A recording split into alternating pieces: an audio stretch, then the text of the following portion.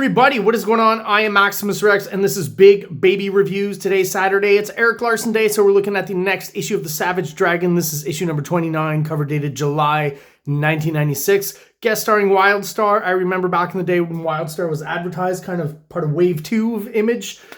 Jerry Ordway is the artist, right? Al Gordon is the inker, I believe. But pretty sure, yeah, Jerry Ordway is the actual artist and writer. He created WILDSTAR. Always liked the design of WILDSTAR.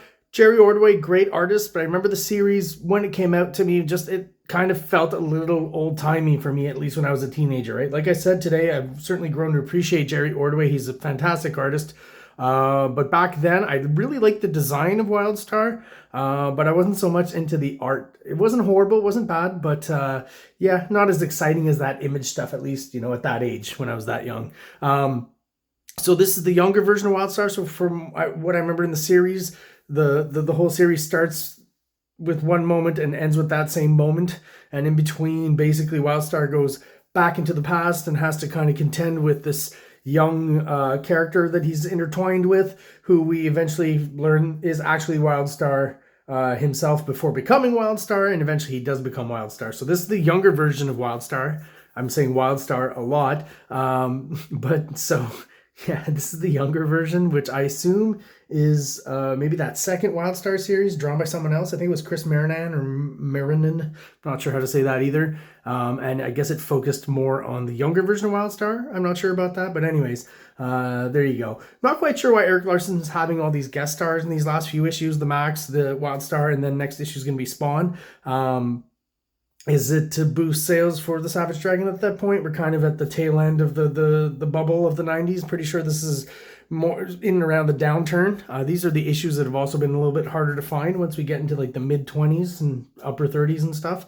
So yeah, so in time there, I believe, I guess it's probably something to boost sales or trying to, you know, bring up sales maybe on the Max on WILDSTAR that's being published at that moment, again with that younger version of WILDSTAR. And also next issue Spawn. I mean, I'm not quite sure. Spawn is probably to boost more the Savage Dragon sales. No offense to Erik Larsen, but I'm assuming Spawn always sold a bit more. Anyways, we got a classic, what I call a classic Erik Larsen cover here. That shot in foreshortened glory of one or two characters kind of above jumping in the city, right? And he, you know, a few hints of tops of buildings here as a background, which totally works. Nice, really intense, forced perspective that really works and is very dynamic. And you know, I'd expect no less from Erik Larsen. Just a typical, really cool Erik Larsen cover. All right, so what's going on inside? Well, again, we start off with WILDSTAR here. And again, so yeah, I was reminded his name is Mickey, right? Let's not forget the credits. Erik Larsen, creator, writer, penciler, inker. Chris Eliopoulos, letterer. iHawk, which I guess is a studio at that point, colors. And again, this film output thing. No one's got an answer for me. Don't know what that means exactly. Are they still taking like photo stats of art and then publishing it? I don't know for sure. This is a pretty cool shot here. I'm not quite sure who these characters are. They all new. They're kind of like, you know, underground dwellers. I recognize the shrew here. This character we've seen before. Maybe not all of them. This guy kind of looks like Hellboy back there. Always thought this guy looks like a Barbaric, just with, you know, short, excuse me, dark hair, because Barbaric, who used to have long hair, but now also has short hair. So is he somehow related to Barbaric? I don't know. Maybe we'll find out. Yeah, the cool transformation of WILDSTAR. What I wanted to say too is Erik Larsen, again, just like with the Max, is pretty good at incorporating all the cool kind of design elements and ticks of the artist and the series when he has the character guest star in the Savage Dragon, while still retaining, you know, all the character of his own drawing and style. So I'll just go back to the cover because I wanted to mention it. You know, this look I remember in the series was kind of striking to see once again WILDSTAR, because that stark black, you know, which I think has even had less highlights than what Erik Larsen's done. He's done a few here, but the colorist has colored them in pretty dark so that they're not so obvious. But yeah, I remember kind of the contrast of the red blood coming from his nose or his mouth after getting beaten up on this black section was pretty striking and kind of, in a way, iconically part of WILDSTAR's look, you know, subconsciously maybe. And Erik Larsen is always great on picking up on those little ticks, just like when he did the Max last issue and he's reproducing some of the Sam Keith textures. And it always still somehow fits into his world, you know, without too much effort. So listen, we've got the Dragons subplot with Rapture still going on here, and apparently he left a video with Hortus, I think that's her name, and how you pronounce it, not sure. Good old VHS, which, you know, a lot of people don't use anymore today, or actually is probably having some sort of retro resurgence, I'm sure. Physical media, right? But so the tape that Dragon saw last issue, basically. I like this. They're investigating a lot. Who was it? I think it was last issue, or maybe the one before. Probably last issue. Brainy Ape and the chicken-headed guy. I forget what his name is. And this lady's explaining that the chicken-headed guy, you know, saved them from Brainy Ape, but then another guy somehow gave the testimony that Brainy Ape saved them from the chicken guy. So very confused here. And then there's a little sequence there where, you know, now let me get this straight. Which came first, the chicken or the ape? And of course, the chicken, the ape, the chicken. So nice little gag there. And also, there's something about the way he draws this character that I think I haven't seen from Erik Larsen before. This one here specifically, right? Just here's, you know, kind of the money shot of this character, and just that broken kind of line, really thick contour and some hatching all over his face, but a simple, you know, no real contour other than on the inside, other than just the neck and the head. Just, you know, it's very kind of cool, already kind of iconic. I like the look of the character, and you know, maybe I'm crazy, but he's just been looking at Sam Keith last issue to draw the Max. Maybe he's picking up on some of that stuff here a little bit in the cartoonier ways that sometimes Sam Keith depicts humans. I don't know. There's just something a little more Dagwood or something. I don't know exactly how to describe it. Hopefully I've described it well enough that you understand what I'm saying. I always laugh at these shots of the dragon, like just how wide he gets at a certain point graphically. Like, you know, the tiniest of asses and the widest of shoulders. Really, the dragon, instead of being a cop, should have been like a bodybuilder or something. Would bodybuilders be anything in a world where there are superheroes and everyone's super muscular and cut and stuff? I wonder. Would they still be around? As I was going through the issue before the review, so just again, plot-wise, Nurse Nancy, is that her name? Anyways, the one who turns into Mighty Man comes in, and, you know, Rapture definitely, at this point, thinks that she's having an affair with Dragon, even though I'm pretty sure she's not. That's not exactly what was happening there. But yeah, so she punches her. And just graphically, the simplest, like, he just does a contour here. It's almost like we lose the extra bit of dimension that should be there in the rendering of, excuse me, but the ass cheeks through the dress there and the hatching and stuff. But there's just something about it I like. It still works. It still has volume and stuff. But yeah, just a very simplified, broken down depiction, which I really like. You know, even the leg here, it's just kind of choppy a little bit, but the foreshortening works. It's great. Good cartooning. Nice open border panel here. Makes it interesting with this, you know, paper from the background to the foreground. Gives it some layering. Very cool. So we got these guys again, and the police department is basically just telling them, well, listen, unfortunately, legally, you know, we are the police and you guys can't live down here. And there's an argument. As he keeps juggling a crap load of characters throughout most issues, he always kind of finds interesting ways. This is a very excuse me, let me finish my sentence, of depicting a lot of characters, right? So for a while, he's just kind of drawing regular shots with a few characters there, and little heads of all the other characters kind of in the background and stuff to show that there's a lot of people there. That was a cool thing. This is maybe a variation of it where he just decides, well, listen, double page splash, but one big panel depicting all the characters kind of facing off, establish those characters, right? And then break it down the second half down here and use that same idea of the heads. Just a little bit bigger here, you know, concentrated. And again, just interesting storytelling tricks that he's using that I think look great graphically, make the pages more interesting. Is that Carl Winslow? Certainly it looks like him, right? Did Family Matters take place in Chicago? I think it did.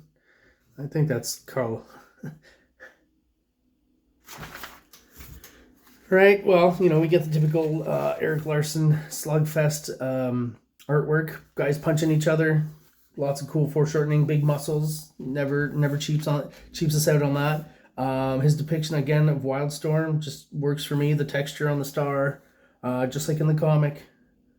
but definitely looks like an Eric Larsen character, or could be an Eric Larsen character as well.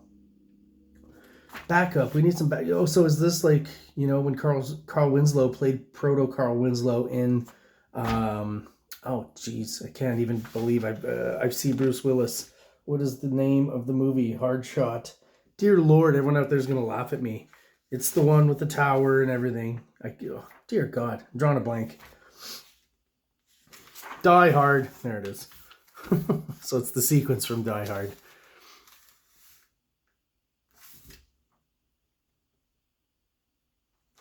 Yeah, I mean, this is all in line, but again, this is just kind of one of those slugfests that, you know, will resolve pretty quickly within the issue. I think it's Eric Larsen probably felt a need to at least include some action in every issue, right?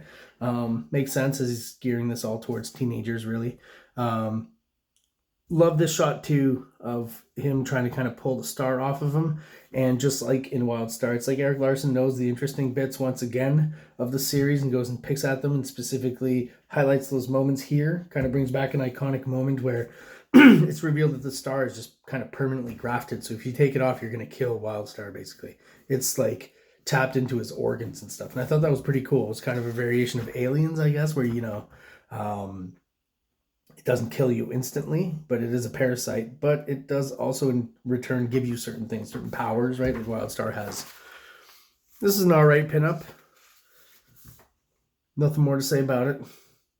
Not amazing, not great, not horrible. Just, yeah, it's fine. This is pretty cool, though. Jason Pearson. This miniseries, one of my buddies back in university had it, and I read it. And just, yeah, the artwork is mind-blowing in that one. Really good. Probably, you know, was always a great artist. Rest in peace, right? He's not with us anymore. But there's kind of a peak period here that was really enjoyable. Although he was great all throughout his career. So here's a question for just Savage Dragon continuity.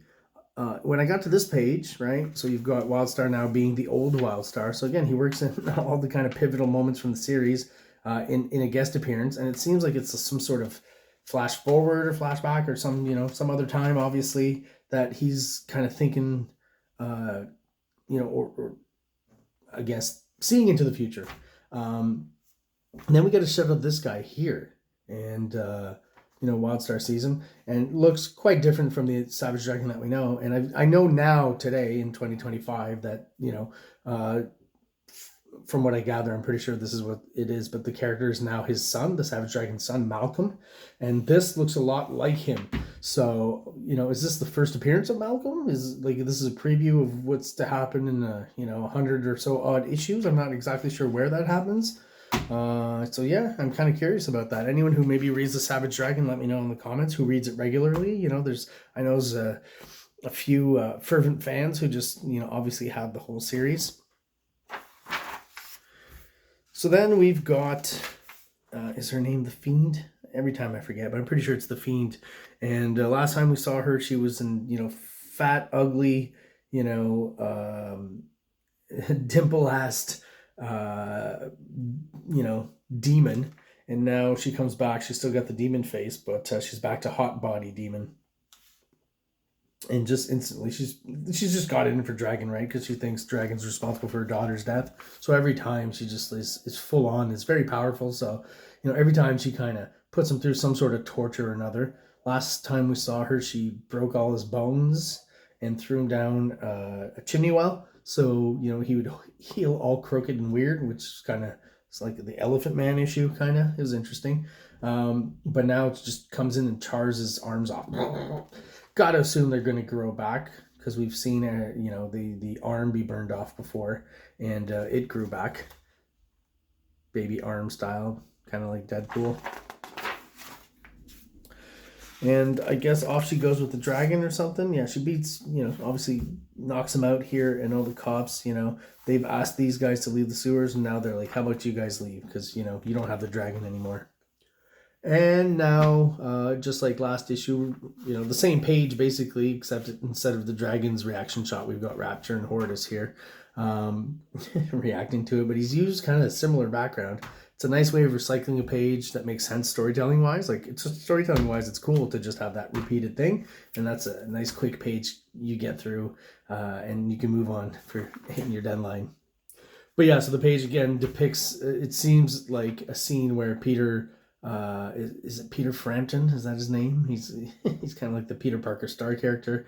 Star's kind of like Spider-Man. You know, it seems like they're setting themselves up here for a night of loving. So, back to these guys. All that's going on. There's one guy, you know, they mentioned they're gonna have to leave this place anyways, and you know, they know they're down there now and that this guy needs to go to the hospital. Love this splash page where we get back to the dragon. He's all chained up here with no arms. I'm not sure about the proportions here. He seems kind of small compared to her, but maybe for some reason she's all of a sudden like 8 feet tall. It's the Fiend. She can kind of change her body, it seems like. So, you know, it would make sense she would take on Amazon proportions. The weird, funky, kind of satanic wizard guy that she met up with a few issues ago is here helping her out. They're obviously in a church. I like the depiction of the church because what a simple and effective way to do it. Throw in some Jay Lee candles, I feel like. Almost like he saw Jay Lee do it and was like, hey, that's a nice, simple way of depicting it, you know? But in a clever way rather than in an obvious way like Liefeld will do sometimes with some stuff.